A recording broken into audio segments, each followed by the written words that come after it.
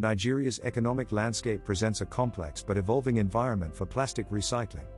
As of May 2023, a 10% excise duty on single-use plastics was introduced, then suspended in July, highlighting policy fluidity. For imported recycling equipment, typical duties range from 5% to 20%, alongside a 7.5% value-added tax. Additional customs processing fees also apply. Operating within Nigeria demands strict regulatory compliance. Businesses must register with the Corporate Affairs Commission and secure environmental permits from agencies like NESRIA and LAWMA. A tax identification number from the Federal Inland Revenue Service is also mandatory. Non-compliance can lead to significant legal penalties and operational shutdowns. General import rules for plastic recycling machinery vary. Import duties can range from 5% to 35% based on HS code classification. The 7.5% VAT applies universally, with additional charges like a 1% customs processing fee and a 1% comprehensive import supervision scheme fee for goods above 50,000 naira. ECOWAS trade liberalization scheme exemptions are possible for goods originating from member states. Political stability profoundly influences the recycling industry, particularly for capital-intensive sectors. Inconsistent policy, exemplified by the swift suspension of the 2023 green tax, creates uncertainty. This deters investors from committing to long-term infrastructure or machinery investments. Stable political environments, conversely, foster continuity in environmental policy and waste management laws. Recycling operations often rely on imported machinery. Political instability undermines investor confidence, deterring foreign capital and partnerships. Unpredictable government actions, such as sudden bans or tariff shifts, increase the risk premium for doing business. This leads to a wait-and-see approach from investors, unlike in more predictable climates that attract global recycling technology firms. Recently, the Nigerian government announced a significant increase in the charges for resident permits 2025, raising the fee from 3 million naira to 10 million naira.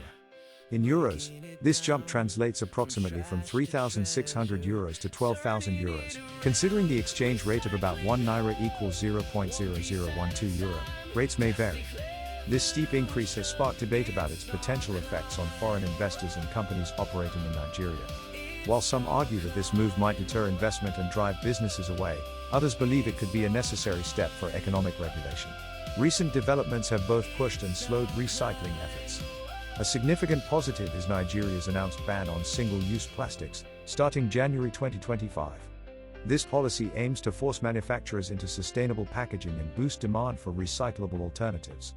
Public-private partnerships, like the NBC Unilag Green Eco Hub, have also shown positive impacts, reducing carbon footprints and creating educational loops. Technological advancements are also contributing positively. The planned Unido polyethylene recycling facility in Abuja, set for 2025, will improve efficiency and plastic quality. This encourages the adoption of modern technology by local recyclers. However, significant challenges persist. Inadequate policy implementation is a major negative, with widespread unawareness and lack of preparedness for the 2025 plastic ban. Many businesses and consumers remain indifferent, and enforcement mechanisms are lacking. Limited recycling infrastructure and public awareness also hinder progress. Facilities often operate below capacity due to insufficient funding and poor waste segregation. Furthermore, insufficient private sector engagement and investment remain a barrier. Many businesses are reluctant to invest due to perceived low returns and high operational costs. The absence of incentives like tax breaks or subsidies deters potential investors. Addressing these issues requires robust policy enforcement, investment in infrastructure, public education, and incentives for private sector participation. Examining the current price ratio of virgin to recycled materials reveals a clear economic incentive for recycling. For PET, virgin material costs 350 to 400 naira per kilogram, while recycled PET is 80 to 100 naira, a ratio of 4.4 to 5.0. Similar ratios are observed for HDPE, LDPE, and PP, indicating that recycled polymers are significantly more cost-effective. Nigeria has begun adopting regulatory frameworks inspired by international models like the European Green Deal.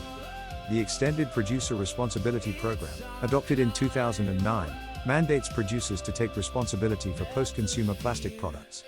This ensures consistent funding for collection and recycling, incentivizing eco-design.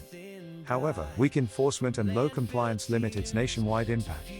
A proposed plastic waste control policy, currently in draft stage, aims to regulate plastic production and encourage biodegradable alternatives.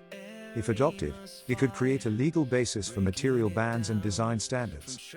Locally, the Lagos State Environmental Protection Agency mandates plastic waste management plans for commercial premises, encouraging bulk waste sorting and partnerships. Nigeria offers various incentives to support recycling businesses. The Pioneer Status Incentive provides a tax holiday for eligible waste management companies. Investment tax credits allow companies to offset income tax liability for recycling infrastructure investments. Tax relief is also available for environmentally friendly companies, and the Nigeria Finance Act 2020 includes specific provisions for plastic recycling incentives. Grants and funding opportunities also exist. The Coca-Cola Foundation awarded a grant for a plastic recovery program, and the Action Law Initiative has disbursed over 70 million naira in interest-free working capital to individuals and MSMEs for recycling efforts. Our business operations are primarily focused on RPA plastic recycling. This strategic decision is driven by consistent market analysis, indicating that approximately 80% of prospective customers specifically seek RPA-based solutions. PET bottles are the most widely available and collected post-consumer plastic material in our region. Their consistent recovery through formal and informal channels makes them the most viable input for RPA production. In contrast, materials like HDPE, PE, and PP currently experience low collection volumes and limited market demand. This is due to lower value recovery, inconsistent sorting, and limited downstream applications locally. Our current focus maximizes PET collection, particularly beverage bottles, which show strong and growing interest from manufacturers. We continuously monitor shifts in demand and material availability. While external market momentum is moderate, we observe emerging opportunities in in-house recycling solutions, particularly those enabled by Interama systems. We are in active discussions with Tempo and Premier Polypack, both of whom have expressed interest in acquiring additional Interama lines to strengthen their internal recycling capabilities. This confirms that targeted, high-efficiency recycling equipment remains a strong area of opportunity for companies seeking to close the loop within their production processes.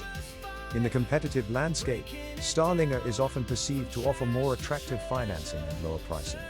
However, key customers prioritize quality and performance in critical recycling applications. Leading companies like Coca-Cola, Nestlé, and 7-Up explicitly prefer Arama systems due to their proven reliability and consistent output quality. Polysmart confirmed choosing Arama based on direct recommendations from these brands. Arama is reinforced as the technology provider of choice for high-end, food-grade RPA recycling applications. Even in a price-sensitive environment, quality remains the decisive factor for long-term customer value and strategic brand alignment. Unfortunately, we recently lost a PET line project to Starlinger with Sunex. Despite offering a 20% discount, the customer's decision was primarily driven by the significant price difference. Thanks for watching.